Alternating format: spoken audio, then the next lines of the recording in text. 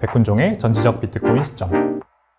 여러분 반갑습니다. 좋은 아침입니다. 10분만 비트코인 시작해 보겠습니다. 지난 주말 트럼프 대통령이 지니어스 액트에 서명을 했습니다. 그리고 그 전에는 가상자산 3법이 모두 의회를 하원을 통과하면서 본격적으로 미국에서의 비트코인 그리고 암호화폐 전반에 대한 법제화 상황이 펼쳐지고 있다. 지금 이런 뉴스가 나왔죠. 오늘 그거에 대해서 좀 정리를 해드려야 될 것 같습니다. 이 가상자산 3법이 무엇인지 물론 다른 언론과 매체, 유튜브 채널들에서 많이 다루긴 했습니다만 이제 저는 어떻게 생각하는지를 좀 말씀을 드려야 될 것 같아요. 그리고 지니어스 액트가 이제 트럼프 대통령이 신속하게 서명을 하면서 이제 바로 발효가 됐는데 앞으로 어떤 상황이 펼쳐질지에 대해서도 좀 얘기를 드려야 되지 않겠습니까? 여러분들께서 아마 어떤 생각을 하고 계실지 너무나도 저는 좀 잘 알 것 같습니다. 지금 이 지니어스 액트가 통과되니까 미국의 달러 기반 스테이블 코인 관련 시장이 커질 거고, 그러면 여기에서 수혜를 받을 수 있는 알트코인 몇몇, 그리고 주도주 주식들 이런 것들도 아마 관심 투자 목록에 올라가 있지 않을까 그렇게 생각을 하는데요. 한번 오늘 제 생각을 좀 말씀드려 볼게요.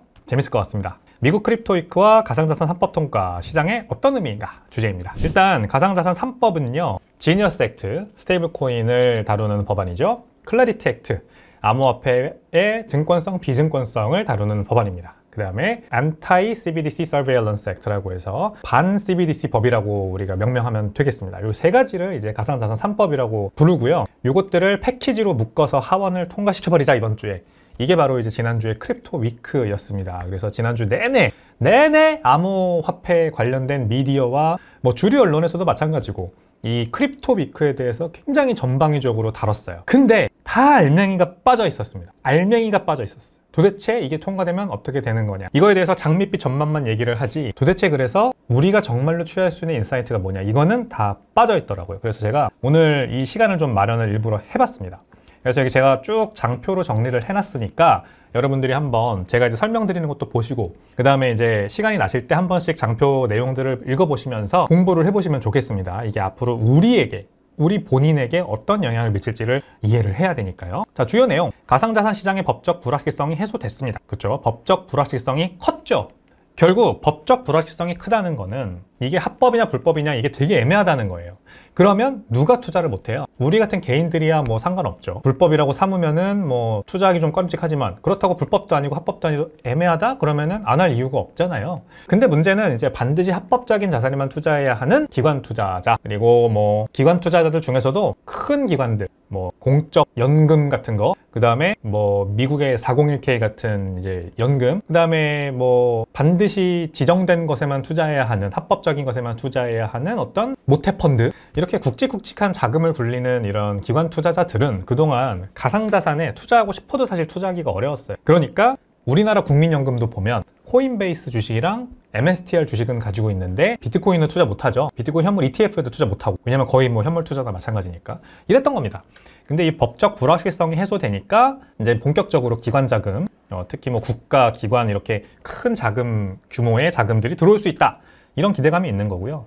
더 넓은 풀의 자본 유입 가능성 확대, 이렇게 이어지는 거고, 단 제도권 진입은 법이 아닌 가치에 의해 이루어져야. 제가 이제 저의 생각을 여기다 이제 마지막 줄에 넣어놓은 건데, 제도권 진입이라고 하죠. 제도권 진입. 그러니까 기관들이 들어오고 더 넓은 풀의 자본이 들어오면은 제도권 진입이 가시화된다. 비트코인이라는 자산의 제도권 진입이 이루어진다. 근데 제도권 진입이라는 거는요, 단순히 법이 생긴다, 어떤 법적 불확실성이 해소된다 그래서 생기는 게 아니고요, 그것이 지닌 가치에 의해서 시장에 의해 선택받는 겁니다. 그거부터 일단 먼저 우리가 생각을 해야 돼요. 그래서 핵심 문장, 법적 기반은 그래 좋아, 드디어 깔렸지만 어쨌든 이것에 투자할지 말지 선택은 시장이 한다라는 겁니다. 그래서 우리가 이거부터 딱 기본으로 전제를 깔고 시작을 해야 됩니다. 자, 법적인 토대가 깔렸어요. 이 시장이 있어요. 그런데 돈들이 막 들어와요. 지금까지는 애매해. 그러니까 본격적으로 여기 투자해보자, 이런 식으로 큰 자금은 들어오지 않고 있었어요. 근데 이제 법적인 불확실성이 해소됐어요. 그래서 큰 자금이 들어올 수 있어요. 그러면 그 큰 자금들이 와, 대박이다 하고 들어올 거냐, 아니면 이제부터 본격적으로 이 시장을 한번 밸류에이션 해보겠어, 시장이 본격적으로 이 어떤 워렌 버핏이 가치주 평가하듯이 투자 자산을 평가해보고 여기 투자할지 말지를 결정하겠어, 이렇게 들어올까요? 당연히 후자라고 생각을 합니다. 선택은 시장이 하는 겁니다. 법적 기반이 깔렸지만 거기에 투자할지 말지는 시장이 결정하는 거다. 이거를 우리가 알고 넘어가자. 자, 그래서 클래리티 법안 얘기를 먼저 드려보겠습니다. 지금 지난주 크립토 위크가 진행되면서 대부분의 언론과 미디어가 이 클래리티 법안을 가장 중요하게 다뤘습니다. 왜 그럴까요? 지니어스 액트는 스테이블 코인 관련 법안이라서 당장 투자할 만한 뭔가가 떠오르지가 않죠. 근데 클래리티 법안은 이 가상자산을 증권, 비증권으로 분류하는 거라 어떤 종목이 수혜를 받느냐 이게 이제 바로 나오잖아요. 그러면서 이제 여러 가지 메이저 암호화폐들이 단기간에 랠리를 펼칠 수 있는 수혜주다 이런 식으로 지금 지난주에 굉장히 많이 주목을 받았습니다. 그래서 맞습니다. 가상자산을 증권, 비증권으로 명확히 분류한다. 법안에는 충분히 분산화되어 있다면 비증권이다. 근데 중앙화되어 있다면 증권이다. 이제 이렇게 돼 있어요. 그래서 기준을 명확히 정하겠죠. 분산화되어 있다는 거의 정의는 뭐냐?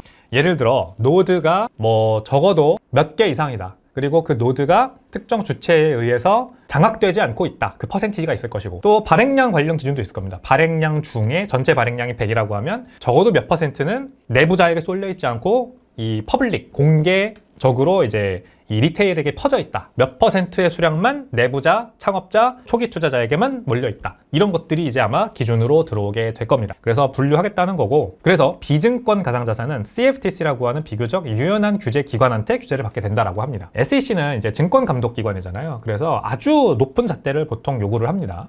주식시장에 상장하려면 이런 것들을 다 지키세요 하는 그 잣대가 굉장히 높죠. 그래서 이제 당연히 우리 다 알다시피 IPO 하는 게 얼마나 어렵습니까? 5개년 매출 성장세여야 되죠. 영업이익 있어야 되죠. 뭐 한 번도 적자 내면 안 되죠. 지난 4분기 동안 뭐 이런 조건들이 다 있습니다. 근데 CFTC는 이제 선물 상품 거래소라서 여기는 뭐 원래 농산품의 선물 상품을 규제하던 곳입니다. 그래서 미국 하원에서도 농업위원회가 이 CFTC를 이제 직접적으로 관할을 하죠. 여기에 이제 가상자산이 들어가게 되면 증권처럼 이렇게 빡세게 보진 않을 겁니다. 비교적 유연한 방법으로 규제를 하겠다라는 거죠. 그래서 다 여기에 들어가려고 할 겁니다. 아마 많은 암호화폐들이 우리도 비증권이에요 하면서 엄청난 워싱턴 정가의 로비 활동을 펼칠 거고, 어떻게든 비증권의 이 폭이 넓어지도록 이 법안이 나오도록 지금 굉장히 노력을 많이 할 겁니다. 이제 클래리티 법안은 상원으로 올라갔고 상원에서 내용 수정 이런 거 거쳐가지고 표결이 될 거기 때문에 이 과정에서 많은 로비 활동이 있을 것으로 예상이 되고요. 저는 근데 이게 어떻게 나오든 지금 어떻게 뭐 예상할 수는 없습니다. 근데 제일 중요한 건요, 이 110조, 클래리티 법안의 110조항이 비수탁 지갑 사용 허용 조항이에요. 이게 명시되어 있거든요. 상원에서 이게 없어지면 절대 안 된다는 말씀을 일단 드리겠습니다. 이 비수탁 지갑 사용 허용 조항은 쉽게 말하면 개인 지갑을 사용할 수 있냐 없냐에 대한 법안이에요. 그러니까 내가 지금 개인 지갑에 비트코인을 넣고 있다. 그러면은 이 개인 지갑이라고 하는 거는요, 이름이나 개인정보 이런 꼬리표가 붙지 않죠. 개인 지갑에 누가 계정 만들고 로그인하고 이런 절차 없잖아요. 그냥 우리 집에 금고 설치한 다음에 여기다가 내 돈 넣는 거랑 똑같은 겁니다. 그 금고에 내가 이름 붙여가지고 국세청에 보고하고 이러지 않죠. 이거를 허용하느냐 안 하느냐가 이 클래리티 법안에 들어가 있습니다. 자, 그래서 비수탁 지갑 서비스의 미국 복귀 가능성이 지금 점쳐지고 있습니다. 예를 들어 피닉스 월렛이라는 게 미국에서 만들어진 개인 지갑 서비스인데 이 법적 모호성 때문에 외국으로 본사가 이전했어요. 이런 게 되게 많아요. 미국에서도 함부로 이 가상자산을 다뤘다가 잘못하면 철컹철컹 하기 때문에 이 많은 기업들이 그냥 이럴 바에는 그냥 외국 가서 사업하자 이러고 미국인들 안 받고 외국으로 가서 사업을 한단 말입니다. 되게 우프게도 저희 스매시파이도 미국은 지금 아예 그냥 서비스 대상에서 빠져 있습니다. 미국은 전 세계에서 유일하게 미국인은 외국에 나가서 뭔가 불법적인 어떤 탈세 행위나 아니면 불법적인 자산을 취득하거나 뭐 이렇게 하더라도 미국 연방수사기관에 쫓아와서 이를 처벌하는 그런 나라죠. 거의 유일한 전 세계에서. 그래서 저도 잘못하면은 이 미국은 아무튼 미국 자체적으로 이 가상자산 관련된 법제화가 그래도 있지 않습니까? 최소한이라도. 그거를 비트 라이센스라고 합니다. 주마다 다 다른데 주로 뉴욕주의 비트 라이센스를 따서 그걸 기반으로 가상자산 사업을 하는 곳들이 많아요, 미국에는.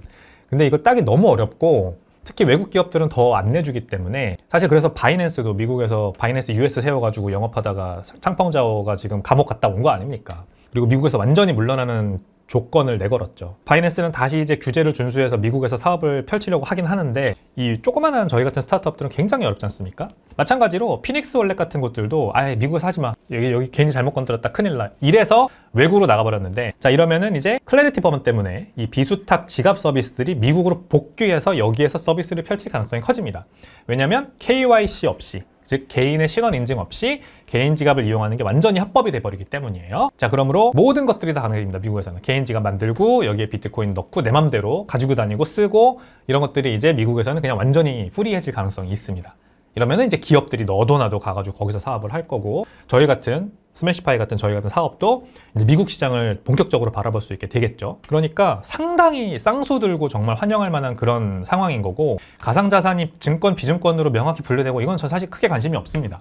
어차피 시장이 결정하는 겁니다. 비트코인은 당연히 비증권이고요. 비트코인을 제외한 나머지 암호화폐들은 그들끼리 막 증권이나 비증권이나 가지고 막 싸울 거고 난리가 날 건데 어차피 저는 관심 없고 비증권이든 증권이든 시장이 이것에 투자할지 말지 결정하는 거라는 거, 거기에 우리가 주안점을 두면 되겠습니다. 중요한 건 온체인 자유를 보장하는 중요한 전환점이 되느냐, 이 크레디티 법안이 앞으로 상원을 통과하면서 계속 지켜보는 게 좋을 것 같고요. 자, 리플과의 연관성 얘기 안 할 수가 없죠. 리플 증권성 리스크로 오랫동안 고통받아온, 신음해온 대표적인 알트코인 아닙니까? 법안이 이제 클래리티 법안이 통과돼서 만약에 리플이 비증권 자산으로 결정이 되면 이제 장기간 리플 가격을 얻어놓았던 리스크, 증권성 리스크가 해소됩니다. 완전히 해소됩니다. 뭐 지금도 거의 해소된 거나 마찬가지긴 합니다만 SEC가 이제 더 이상 기소 안 하겠다 뭐 이렇게 하니까. 근데 자, 저는 현재 리플 가격에 이 증권성 리스크 해소가 이미 들어가 있다고 생각을 하거든요. 리플 가격이 지금 그걸 다 이미 반영을 하고 있는 거라고 저는 봐요. 그래서 리플은 항상 지금까지도 그래왔지만 앞으로도 끊임없이 이 새로운 내러티브가 필요합니다. 지금까지는 이 증권성 리스크 해소라는 내러티브로 가격이 유지가 됐어요.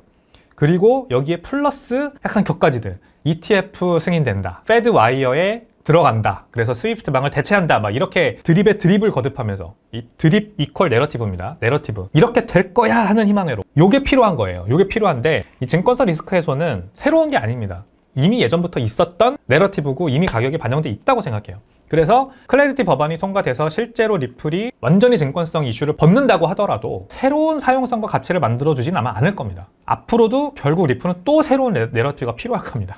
그럼 다음 내러티브는 뭘까요? ETF? ETF 승인된 가장 대표적인 알트코인이 뭐죠? 이더리움이죠. 근데 이더리움은 오히려 ETF 승인되고 가격이 더 내려갔습니다. 요즘에야 좀 이제 월간으로 40% 정도 반등을 해가지고 와, 불장이 오나 보다 사람들이 이러고 있는데 리플한테 과연 정말 ETF가 필요할까? 저는 역시 그것도 회의적입니다. 자, 장기적인 전망 당연히 여전히 회의적이다. 솔직하게 말씀드립니다. 그냥. 자, 안티 CBDC 감시 법안 얘기해 보겠습니다. 마지막 세 번째 법안. 이게 사실 CBDC 감시 법안이 따로 있어요. 그래서 이게 하원 통과했고 상원으로 같이 올라갔습니다. 근데 지난 주말에 지니어스 액트가 통과되면서 여기에 CBDC 금지 조항이 들어갔어요. 그래서 지니어스 액트만으로도 이제 미국 연준은 의회 승인 없이 CBDC를 발행할 수 없게 됐습니다. 어차피 CBDC도 스테이블 코인이니까 중앙은행은 CBDC를 발행할 수 없다라는 조항이 들어가 버렸고, 요 안티 CBDC 감시 법안은 이제 따로 상원으로 올라간 법안이라 보시면 되겠습니다. 이건 어떤 내용이냐? 연준은 의회 승인 없이 CBDC 발행할 수 없다. 똑같죠? 그리고 연준은 지난 몇 개월 동안 청문회에서 이런 질문이 나올 때마다 우리는 의회 승인 없이 자체 발행할 계획이 없다라는 얘기를 계속 했습니다. 근데 왜 이런 법안이 필요한 거냐? 문제는 파월 의장이 이제 6월달이면, 내년 6월달이면은 스텝다운 하잖아요. 어쩌면 트럼프 대통령이 먼저 갈아치워 버릴 수도 있고. 자, 근데 차기 의장 의지에 따라 언제든 상황이 반전 가능하다는 게 이제 문제죠. 그래서 법으로 아예 그냥 못을 박아놓자, 지금 이렇게 되는 겁니다. CBDC는 절대 안 된다, 미국에서는. CBDC의 위험성, 통화정책의 디지털화는 통제 강화, 권력 집중, 감시 강화로 이어집니다. 원래 슬리퍼리 슬로프라고 해요. 미끄러지는 비탈길, 가파른 비탈길 이렇게 얘기할 수 있겠죠. 뭐든지 시작하면은 그때부터는 더 빠르게 굴러떨어지는 겁니다. 그래서 통화정책의 디지털화도 한번 시작하면 계속해서 이게 강화되는 거거든요. 처음에는 우리는 민간한테 풀지 않을 거예요. CBDC 그냥 우리 중앙은행과 은행들끼리 하는 거예요. 이러면서 우리나라 프로젝트 한강도 사실 그렇게 시작했죠. 프로젝트 한강이라는 그 한국은행의 CBDC 프로젝트가 있습니다. 그게 시범 사업까지 했어요, 작년 말에. 그리고 프로젝트 한강이라고 합니다. 그래서 예금 토큰이라는 거를 이 시범 사업 대상자들 그 앱에다가 깔아주고 넣어주고 그걸로 막 편의점에서 사용하게 하고 막 이런 이제 실험을 했어요. 근데 이게 이제 한은의 주장에 따르면 우리 이거 그냥 우리 한은과 시중은행들 간에 하는 망에서만 쓸 거다. 절대 일반 국민들에게는 사용하게 통용되지 않을 거다라고 했지만 그게 시작이에요. 그렇게 시작하면 점차 이제 하나하나 넘어오게 되는 겁니다. 즉 자유의 영역이 있고 규제의 영역, 감시와 규제의 영역이 있는데, 통제의 영역이 있는데, 감시, 규제, 통제의 영역이 있는데 이게 점점 개인의 자유를 침범하게 되는 겁니다. 그래서 미국은 디지털 화폐를 수용하나 권력의 도구로 변질되어 개인의 자유를 억압하게 두지 않겠다는 선언이 바로 이 CBDC, 반 CBDC 법안이다. 이렇게 보시면 되겠습니다.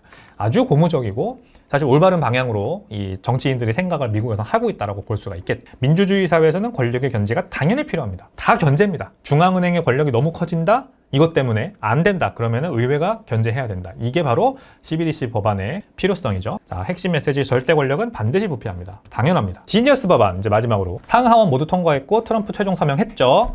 그래서 이제 스테이블 코인 발행이 본격적으로 미국에서 굉장히 핫해질 겁니다.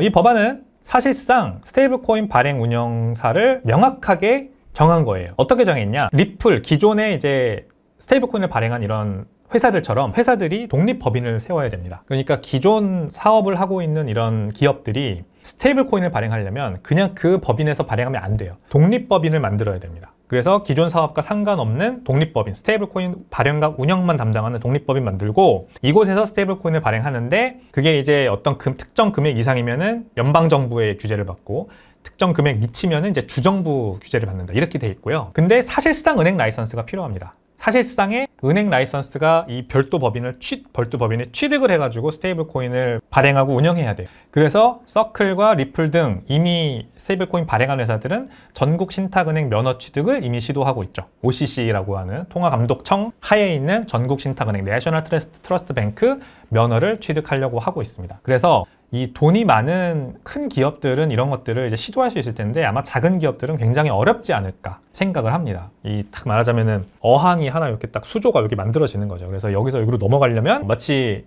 연어가 거꾸로 강물을 거슬러 올라가듯이 엄청난 노력이 프릭션이 필요할 겁니다. 그리고 모든 스테이블 코인에 대해서 예치 수익, 스테이킹 보상 등 이자 제공 금지했습니다. 지금도 바이낸스 같은 거래소가 들어가면은 USDT 예치 이자가 나오죠. 바이낸스 거래소가 USDT를 다른 기관들에 빌려주고 거기에서 나온 이자 수익을 이제 예치자들에게 은행처럼 돌려주는 거 아닙니까? 근데 미국 지니어스 법안 기반으로 발행된 스테이블 코인들은 이런 업 자체가 아예 불가능해집니다. 사실상 스테이블 코인 발행사들의 은행업 진출을 막겠다는 거죠. 그래서 이 위에서도 제가 굵은 글씨로 해놓은 것처럼 사실상 은행 라이선스를 강제했다. 그리고 사실상 발행사들의 은행업 진출을 막겠다. 이자 제공, 스테이킹 보상 이런 거 금지하면서. 자, 그 다음에 현금 또는 국채 등 안전자산 1:1 비율로 보유 필수. 무조건 미국 단기채 또는 현금성 자산, 현금 등가물 이런 것들만 1:1 비율로 보유해야 됩니다. 100% 담보물로 보유해야 됩니다. 그래서 비트코인, 금 같은 걸 가지고 있는 이제 테더 같은 회사들이 당장 셈법이 복잡해지는 거죠. 금, 비트코인은 그럼 팔아야 되나? 이런 얘기가 이제 나오는 겁니다. 자, 근데 저는 이제 여기까지 이제 얘기 드리면은 정리를 한번 드려야 되겠죠?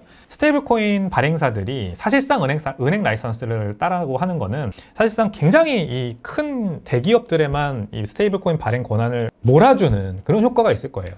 굉장히 보수적인 지금 이 법안이 되거든요. 그래서 아마 이 스테이블 코인이 전방위적으로 발행사가 확산되는 건 좀 어려울 것 같고요. 그 다음에 이 예치 수익, 스테이킹 보상 등 이자 제공 금지한 것도 대규모 수요가 이 미국 달러 기반 스테이블 코인으로 들어오게 만드는데 굉장히 발목을 잡을 거로 생각을 합니다. 즉 자본 통제가 기존 은행이라고 하는 채널을 통해서 이 자본 통제를 절대 놓지 않는 선에서 스테이블 코인 발행을 허용한 거예요, 사실상. 그리고 만약에 스테이블 코인 쪽에서 문제가 생기면 기존 은행 쪽으로 문제가 전이되지 않도록 사실상 시장을 둘로 나눠 놓은 겁니다. 은행들도 독립법인 만들어야 되고 빅테크 기업들도 독립법인 만들어야 되고 스테이블 코인 여기서만 발행해라.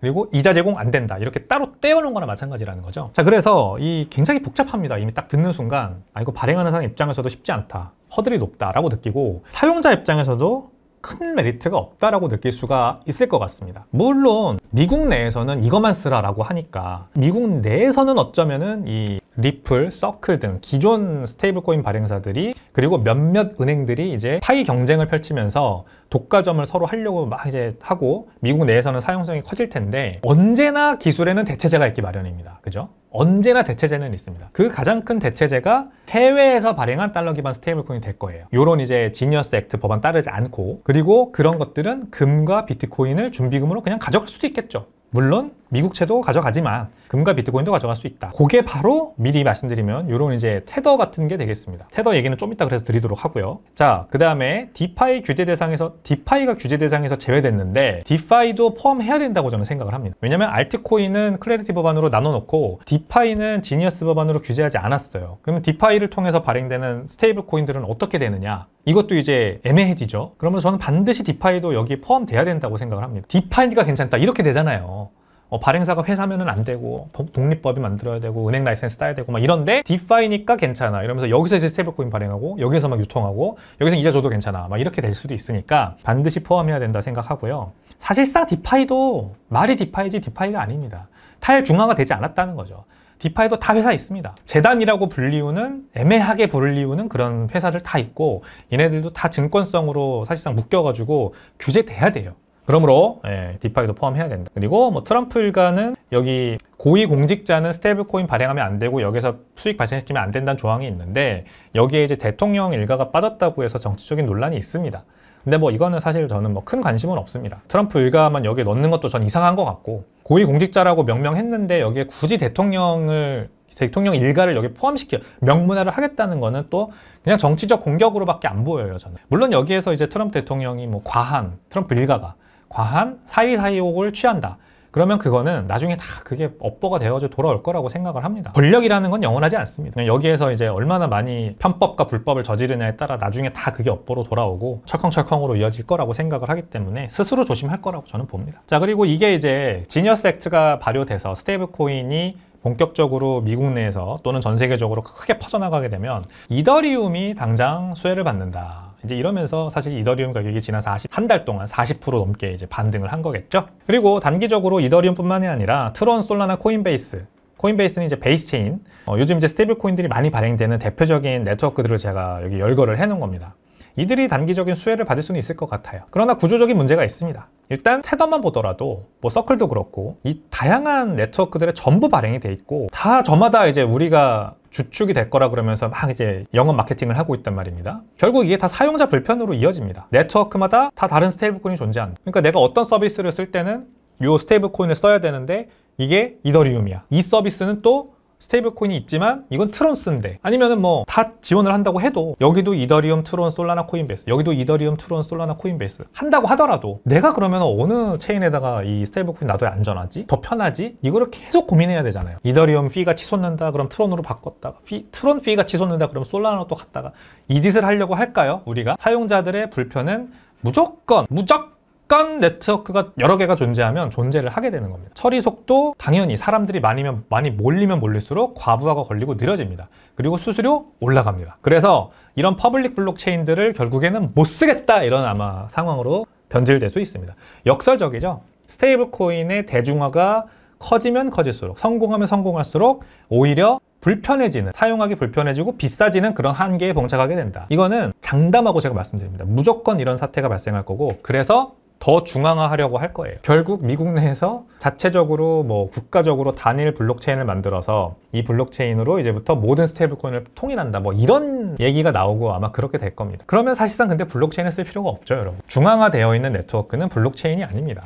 탈중앙화가 블록체인의 목적인데, 뭐 이더리움, 트론, 솔라나, 코인베이스가 탈중앙화 되어 있다는 말씀 드리는 건 전혀 아니나, 그럼에도 불구하고 그래도 민간에서 만들어서 어느 정도 탈중앙화를 유지하려고 하는 그래도 노력들은 하는 그런 것들이란 말이에요. 근데 이들도 부족해요. 그리고 애초에 처리 속도와 수수료 한계를 극복하지 못한 상태이기 때문에 사용성이 커지면 커질수록 이들이 점점 뻑이 나고 느려지고 비싸질 겁니다. 자, 그래서 예상 시나리오, 하나의 네트워크로 수렴할 건데 국가가 주도하는 중앙화된 네트워크로 일로 모여 한다고 안 갑니다. 시장은 절대. 그럼 어디로 가느냐? 더 탈중앙화되어 있고 더 빠르고 싼 네트워크로 시장이 알아서 찾아서 거기로 시장 파이가 재편될 거예요. 그 유력 규모가 바로 비트코인과 라이트닝 네트워크 조합입니다. 비트코인과 라이트닝 네트워크 조합이 딱 기다리고 있을 거고, 여기로 점점 시장에서 선택된 그 자본이 몰려들 거라고 생각을 합니다. 그래서 테더가 아까 잠깐 말씀드렸지만 이 미국 특화 코인을 만들겠다고 지금 해요. 지니어스법이 통과됐기 때문에 뭐 테더도 당연히 법을 준수해야 된다 그러면서 미국 특화 코인을 만들겠다 이랬어요. 이게 무슨 말이냐면요, 이게 굉장히 스마트한 전략인데, 지난 비트코인 2025 비트코인 2025 라스베가스 컨퍼런스에서 이 테더 CEO가 올라와서 무슨 말을 했냐, 테더가 지금 현재 한 10만 개의 비트코인과 50톤이 넘는 금을 가지고 있다, 이런 얘기를 했어요. 꽤 많이 가지고 있지 않나요? 10만 개가 넘는 비트코인과 50톤이 넘는 금을 가지고 있다. 이게 이제 준비 자산으로 들어가 있다는 거죠. 물론 테더는 미국채도 가지고 있습니다. 한 전체 담보 자산의 한 80% 정도는 미국채, 단기채로 구성이 되어 있고, 나머지가 이제 기타 등등 안전자산으로 구성이 되어 있는 거고, 이게 테더의 전략이었어요. 원래 그동안 1달러와 1테더의 가격을 유지하기 위한 전략이었. 근데 미국 지니어스 액트 법안에 따르면 이제 무조건 이거를 다 미국채로 바꿔야 되는 거거든요. 근데 미국채 가격이 여러분 지난 5년 동안 코로나 이후에 어떻게 됐어요? 단기채고 장기채고 할 거 없이 쭉 떨어졌잖아요. 채권 시장이, 그래서 미국채를 대표로 하는 이 채권 시장이 지금 굉장히 좋지 않은 상황입니다. 그리고 거시경제에 대한 불확실성이 커지면 커질수록 채권에 대한 수요는 점점 줄어들 수밖에 없어요. 단기간에 기준금리 인하가 있을 것 같지도 않아요. 기준금리를 내려줘야 금리가 내려가고 구제 가격이 올라가는데, 자, 그래서 오히려 이 지니어스 액트 법안에 따라서 100% 미국채 담보로 발행되는 스테이블 코인들보다 이 테더 가격이 오히려 더 프리미엄을 받을 가능성이 있습니다. 안전자산인 비트코인과 금을 외환보유고로 가지고 있는 정부와 비슷해지는 거죠, 사실상. 무슨 말인지 이해가 되시죠? 자, 그래서 이 테더가 어떻게 하려고 하는 거냐면 기존의 테더는 그냥 놔두고 미국 지니어스 X에 따른 미국 규제를 준수하는 테더를 제2의 테더를 만들겠다는 거예요. 그래서 이 테더는 이제 미국 내에서 유통시키고 기존 테더는 미국 외 지역에서 계속해서 확장해 나가겠다, 이런 투트랙 전략을 지금 펴고 있습니다. 그래서 앞으로 비트코인과 금으로 백킹된 테더, 그리고 100% 미국채로 백킹된 테더, 이 두 가지 버전이 있을 건데 재밌는 미래를 제가 예언해 봅니다. 아마 비트코인과 금으로 백킹된 원래 테더가 이 새로 생겨난 미국 지니어스 법안 준수 테더보다 가격이 조금씩 프리미엄을 받는 현상이 발생할 거라고 저는 생각합니다. 마치 요즘 우리나라 비트코인 가격이 김프가 끼듯이 그렇게 생각하거든요. 여러분 어떻게 생각하시나요?